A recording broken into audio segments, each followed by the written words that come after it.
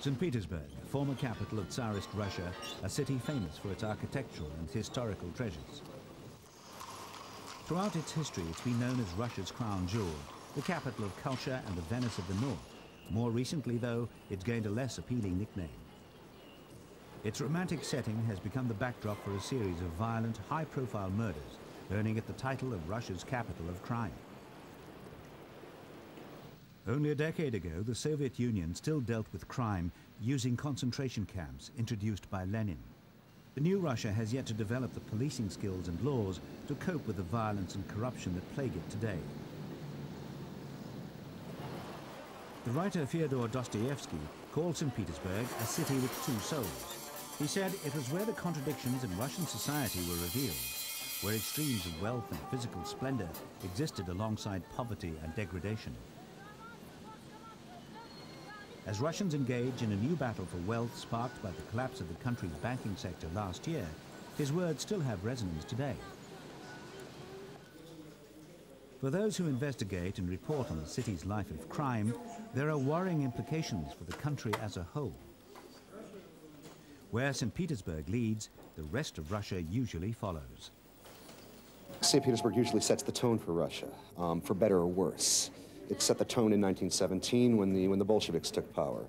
In the late 80s, early 90s, it was the cradle of the democratic revolution. All that started in Petersburg, not Moscow. Now what we're seeing in Petersburg, this criminal revolution, may be setting the tone for what we could be expecting in Russia in the near future. We hope not, but that just may be the case. Around 60,000 crimes a year are committed in St. Petersburg. More than half of those are violent in nature, involving firearms and killings. Murder has become routine here. But it's the huge number of contract killings that has given the city its reputation. Politicians, businessmen and law enforcers gunned down on the street and blown up in their cars by professional assassins charging anything from $2,000 to $100,000 per murder. Last year, there were 81 such killings in St. Petersburg, more than any other city in Russia, and the situation is getting worse. The police and special forces say the killers are getting more professional, their weapons more sophisticated, and the murders more brutal. There's less and less optimism that the battle against crime can be won. Nikolai Fedorov is deputy head of the St. Petersburg police. He says that the ranks of the city's criminals are being swelled by officers made redundant from the army and special forces. Many bomb specialists are unemployed. They're specialists with high qualifications. But there's no demand for their skills. There are many professional officers unemployed at the present time as well. Where have they gone? Has anyone thought to ask this question? взрывчатку, снайперские винтовки и так далее не в местах бывших боев, с Синявино, в болотах и прочее, а со складов. It's something that 33-year-old Marina Manyevich knows to her cost. Every day she walks down St. Petersburg Main Street past the window where a sniper lay in wait for her husband 2.5 years ago.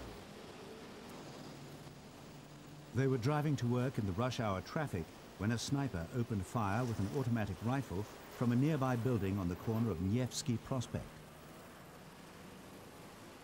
8 bullets penetrated the roof of the Manyevich's Volvo, wounding Marina Manyevich and killing her husband.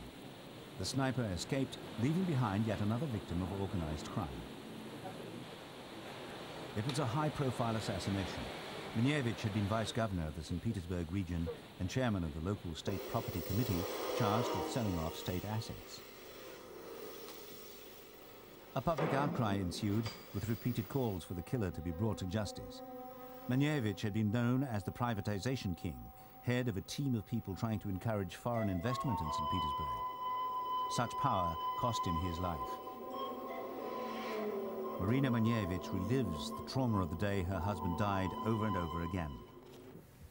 When we stopped, I got out of the car, opened the front passenger door, and saw that he was badly wounded.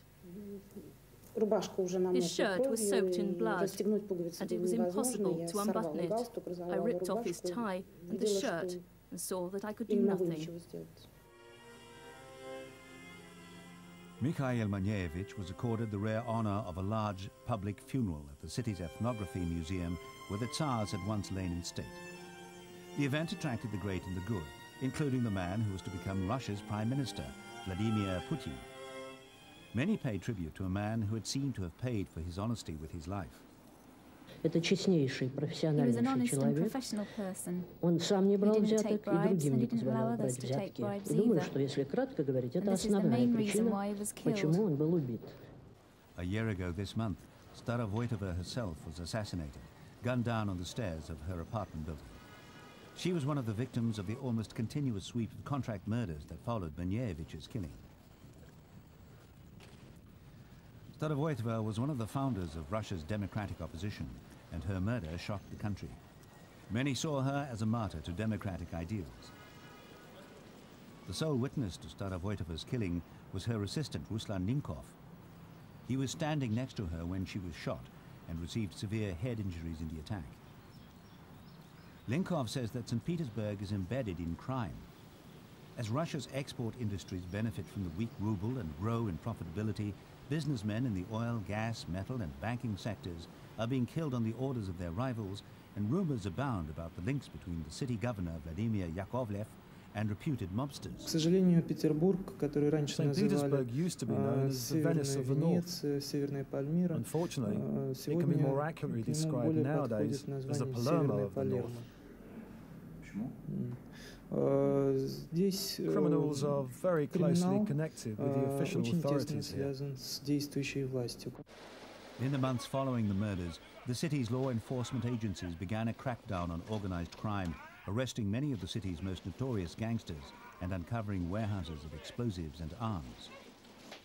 One cache of weapons had originated in the special forces of NATO countries, leading Russian intelligence to conclude that Russian and Western crime groups are working together. Despite their efforts, though, neither Starovoitova's killers nor those of Mikhail Manyevich have ever been found. In the city's police ballistics department, the weapons recovered from the spate of contract murders are examined and tested. Experts here confirm that the killers are becoming more ruthless and contract killings more and more professional. The most worrying factor, though, is that most of the murders take place in broad daylight, often in crowded streets. It's a sign that the criminal bosses are deliberately causing panic to make people aware of their power. The characteristic element of an assassination is it's done for economic reasons. It's carried out to affect the psychological state and morale of society. The main aim isn't to get rid of one person. It's to break the system. The list of victims continues to grow. Yevgeny Ogaryov, a city hall official, blown up in his apartment block. Dmitry Filipov, one of the region's most powerful businessmen and politicians, shot dead in the street outside his home. With local elections due soon, the violence is expected to increase. You have these groups defending their business interests using the most ruthless means. Murder is an extension of business policy in this atmosphere. And I'm convinced that's why people like Manyevich and Starovoitova have been murdered in St. Petersburg. As long as her husband's killers go free, Marina Manyevich has to believe that justice will be done.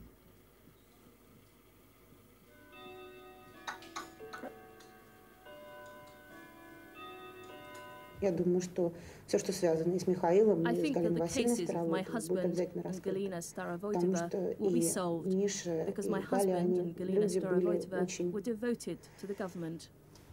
Безответно преданы этому государству. I think that the government Я should считаю, do что all it государство должно can to сделать все, find those чтобы найти этих bastards. негодяев. But the powerlessness of the state continues. In August, prominent oil executive Pavel Kapyish was murdered when his car was hit by a grenade fired by professional hitmen. In mid-October, politician Viktor Vlasov was blown up in his car during the morning rush hour. Amidst the haunting beauty of St. Petersburg, crime and corruption rule. Life is cheap here.